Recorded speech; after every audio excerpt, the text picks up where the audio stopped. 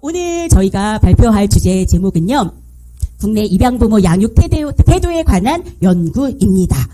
먼저 저희가 입양 연구회에서 계속적으로 저희가 입양 가족을 위해서 계속 이제 공부를 해 나가고 있습니다.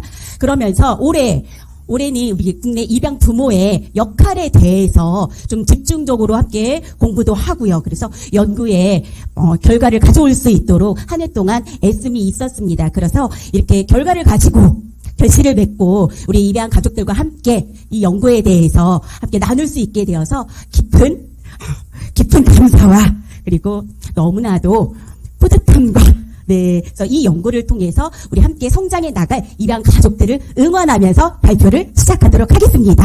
네. 아우, 신납니다. 감사합니다. 네, 제목은 국내 입양부모 양육 태도에 관한 연구입니다. 그래서 양부모 역할 조건에 따른 이 양육 태도에 관한 연구를 지금부터 살펴보도록 하겠습니다. 먼저 본 연구에서는 용어를 정의를 하고 시작하고자 합니다.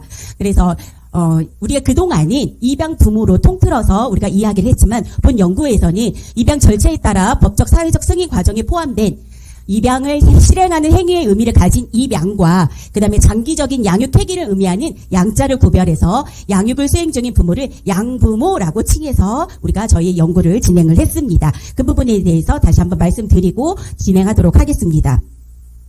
먼저 우리 오늘날 입양은 아동중심 입양이 강조가 되면서 양부모 자격 기준에서부터 입양 허가, 사후 관리까지 이 국가의 책임과 관리하에 이루어지고 있습니다. 그러면서 입양 사전 사후 서비스 등 입양 가족을 지원하는 체계들 이런 서비스 등이 확대되어서 공급되어지고 있는데요. 그 가운데에서 양부모 자격 기준이 엄격하게 평가되어지고 관리되어지는 부분은 바로 아동을 양육하는 역할을 가진 양부모의 역할이 입양의 성공과 직결되기 때문입니다. 우리가 입양을 통해서 부모가 되려고 하는 우리 입양 부모는 부모 되는 방법이 보편적이지 않습니다. 스스로 부모 되기를 자처했고요. 자녀 인생에 가장 적극적으로 개입하는 바로 양육 부모입니다. 그래서 양육 부모로서 양부모의 역할은 인생 초기의 일정 시간을 다른 양육자와 보낸 아이의 부모 역할을 하는 것입니다. 그 가운데 우리가 부모 역할을 함에 있어서 양부모만이 갖고 있는 독특한 과업이 있지요. 저희는 그것을 두 가지로 봅니다. 애착체 형성과 입양 말하기입니다. 애착체 형성은 아동의 입장에서 우리가 애착은 자신과 타인을 긍정하고 대인관계 능력의 기초가 되는 것들을 대인관계 능력의 발달에 형성의 기초가 됩니다. 이때 아이의 어떤 조건에도 이 애착은 부모가 주도해야 하고요. 또 그 과정에서 아이의 중단되거나 파손된 애착 주기를 재작동시키는 역할들을 합니다. 이때는 심리적 끈을 잇는 입양 초기에 집중해서 이루어져야 될 것이라고 봅니다. 그래서 안정적인 애착을 형성한다라는 것은 바로 입양 말하기에 이어질 수 있는 입양 말하기를 수행하는 토대를 갖추게 된다라고 보고 있습니다.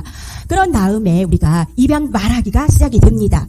입양 말하기는 가족 역사 속에서 발생된 입양 사건을 건강하게 말해내는 것이라고 저희는 보고 있죠.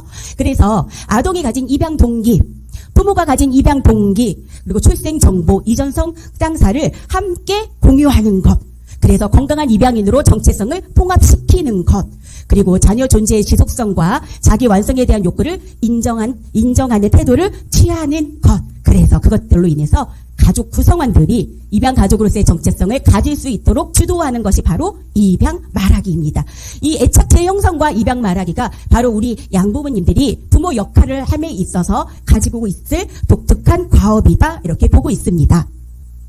이렇듯 양부모 역할이 중요한 부분은 바로 성공적인 아동중심 입양과 직결되어 있기 때문입니다. 그래서 성공적인 아동중심 입양을 위해서 양부모만이 갖고 있는 독특한 역할, 과업에 대한 뚜렷한 인식이 필요하고요. 그러므로 현실적인 관심 및 질적 양적인 지원이 필요합니다. 그래서 본 연구는 양육의 주체자인 양부모 자신들이 직접 드러내는 양육 태도의 특성을 밝혀서 양부모 역할을 하는 양부모에 대한 이해를 높이고 역할 수행을 돕는 유용한 자료를 도출하고자 진행되었습니다.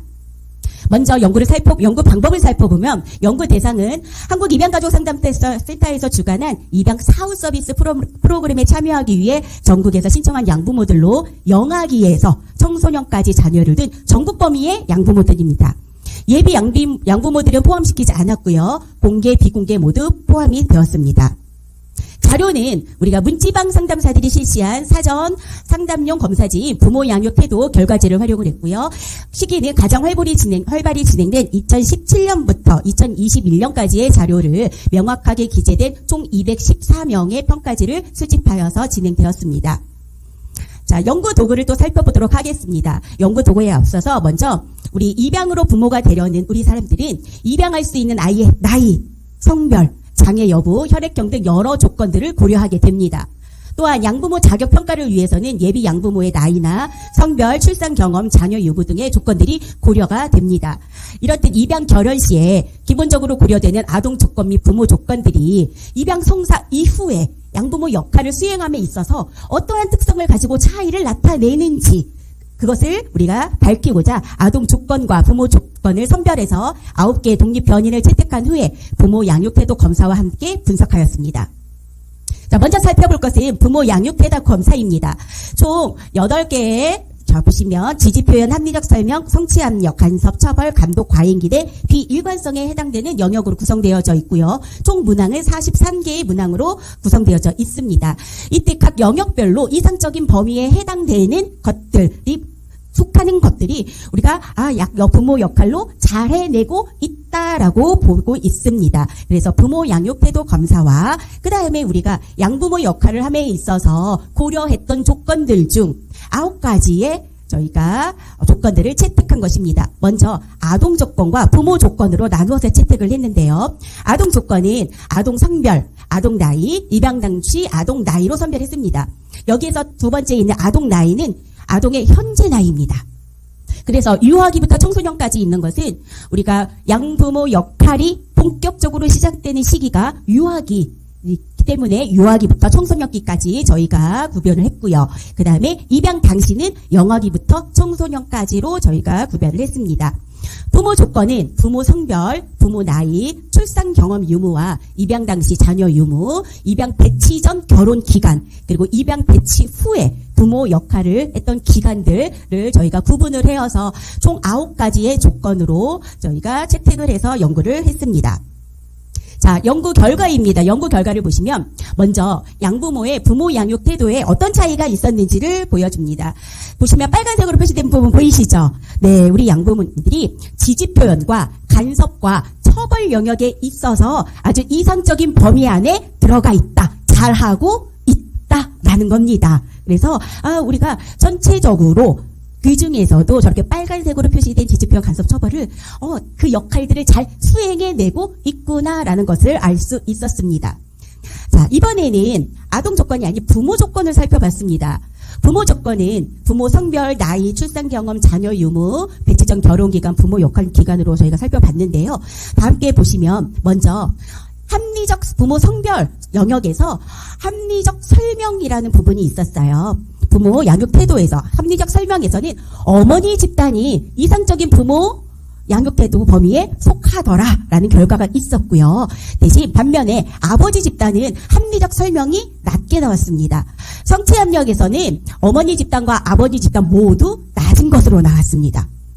자, 이번에는 부모 나이를 보시면 부모 나이에서는 처벌 영역에 유의미한 차이가 있었습니다. 처벌에서 40대 집단과 50대 집단은 이상적이다. 이상적인 부모 양육 태도에 속했고요.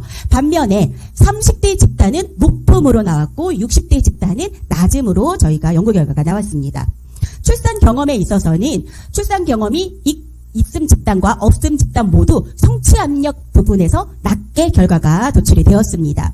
자녀 유무 부분에서는 감독 영역에서 감독 태도 영역 부분에서 다자녀 집단이 이상적인 부모 양육 태도를 잘 취하고 있더라라는 연구 결과가 나왔고요. 반면에 무자녀 집단과 유자녀 집단이 감독 영역에서 높게 드러났습니다.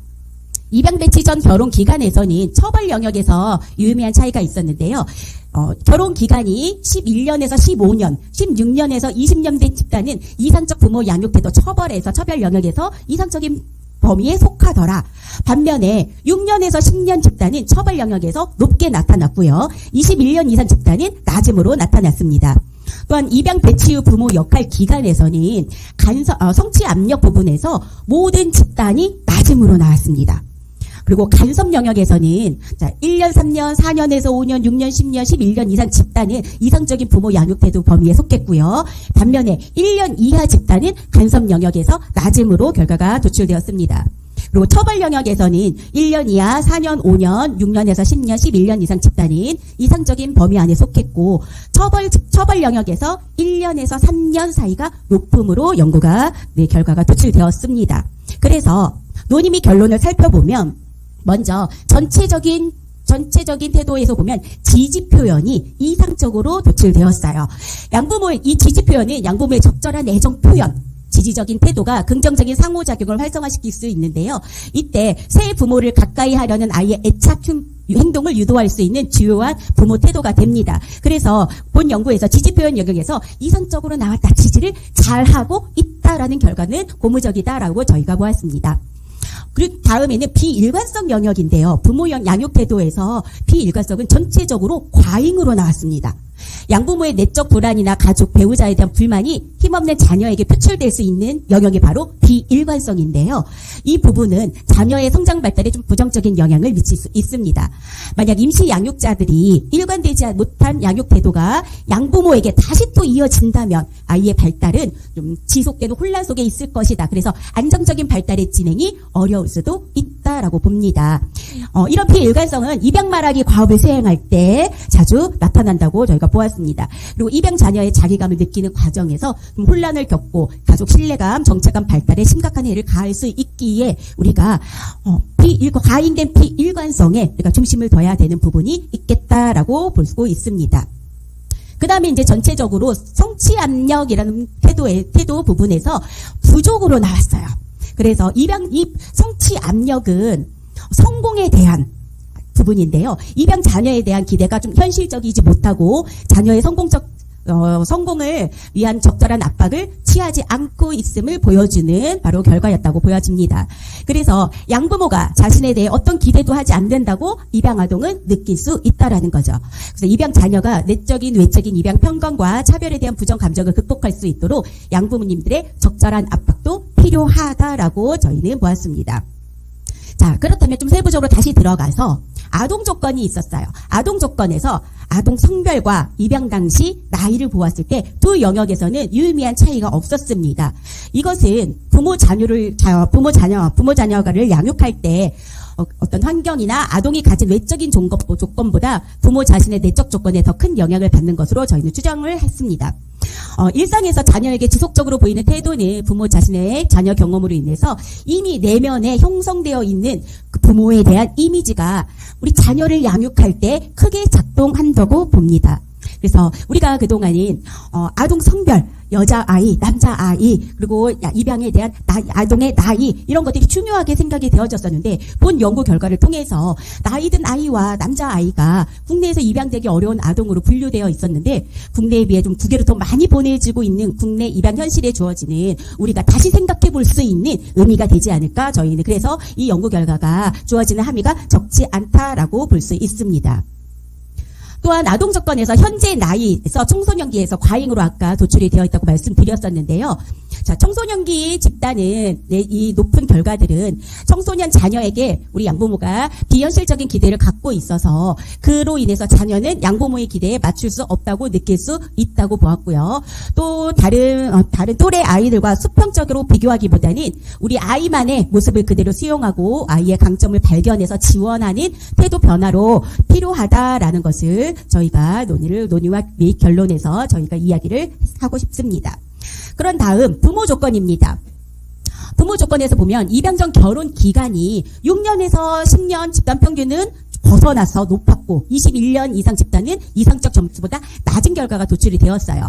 이것을 우리가 살펴볼 때 입양 전 결혼 기간은 무자녀 우리 부모에게는 아이를 기다리는 시간이었고요. 유자녀 부모에게는 첫 아이를 키워본 다음에 입양 자녀를 갖게 되는 시간으로 우리가 추정을 할 수가 있겠는데요. 그때 처벌 수준이 높다라는 것은 자녀에게 비교적 엄격하게 대하는 부모 태도를 우리가 취하고 있다라고 추정해 볼 수 있습니다. 자녀 유무에서 우리 감독 영역에서 무자녀 집단이 유자녀 집단에 비해서 상대적으로 더 높은 결과를 도출했다고 말씀드렸었는데요. 이는 친생 자녀처럼 좀 사랑하고 외부 부정편견으로부터 보호하기와 같은 양부모 역할을 수행함에 있어서 겪는 불안과 관련된다고 보고 있고요. 난임 부부는 오래 기다려왔던 첫 가족, 첫 아이를 더 많이 관심 가지고 보호하려는 태도가 반영된 것으로 보여집니다. 그래서 이 연구를 가지고 저희는 이런 의의가 있다고 보았습니다.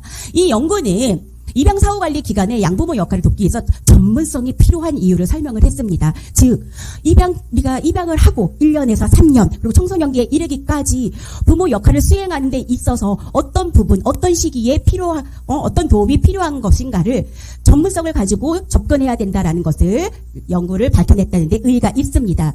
또한 사후 관리자의 좀 그동안은 추상적이고 막연한 이해를 우리가 연구를 통해서 객관적인 방법으로 구체화시켰다는 데 의의가 있고요. 또한 양부모 역할을 돕는 상담이나 교육 전문가들이 활용할 수 있는 유용한 자료를 저희가 제공했습니다. 그래서 양육 주체자인 양부모에 대한 연구가 추후 입양 사전 사후 질적 서비스 실천을 가능하게 했다는 것에 본 연구의 의의를 갖습니다. 그럼 마지막으로 저희가 제언하고자 합니다. 보시면 우리가 아동 조건과 부모 조건으로 나누어서 저희가 연구를 진행을 했는데요. 연구 결과에서 보셨듯이 아동 조건에서는 아동 성별과 입양 당시 아동 나이는 유의미한 차이가 없었습니다. 그래서 현재 아동 나이에서 청소년기 집단이 과잉 기대가 높다라는 아동 조건이 그렇게 연구가 저희가 도출이 되었습니다. 그렇기 때문에 청소년기 자녀의 양부모 양육 태도에 관한 연구가 필요할 것으로 보여집니다. 또 다음으로는 우리가 연구 결과에서 보셨듯이 부모 조건 중에서도 1년 이하 집단의 부모 양육 태도 전체 점수가 크게 낮게 나타났고요. 1년 이하 집단이 성취 압력과 간섭 영역에서 크게 부족한 것으로 나타났습니다. 반면에 1년에서 3년 집단이 처벌과 과잉 기대 영역에서 과잉으로 나타났습니다. 그렇기 때문에 입양 후에 3년까지 우리 양부모 특성에 따라서 애착을 주도할 수 있는, 그래서 우리가 애착을 재형성하고 입양 말하기를 수행하는 독특한 우리 양부모만의 과업을 실천할 데 도움이 될 수 있도록 우리 애착을 주도할 수 있고 돕는 프로그램이 개발되어지고 제공되어져야 될 것입니다. 또한 입양 당시 이런 프로그램이 개발과 제공되기 위해서는 입양 당시 아동의 나이가 6개월에서 3년 사이에 해당하는 우리 입양 아동과 관련된 발달 심리에 관한 연구가 지속적으로 필요할 것이라는 것을 제언하면서 발표를 마치도록 하겠습니다. 감사합니다.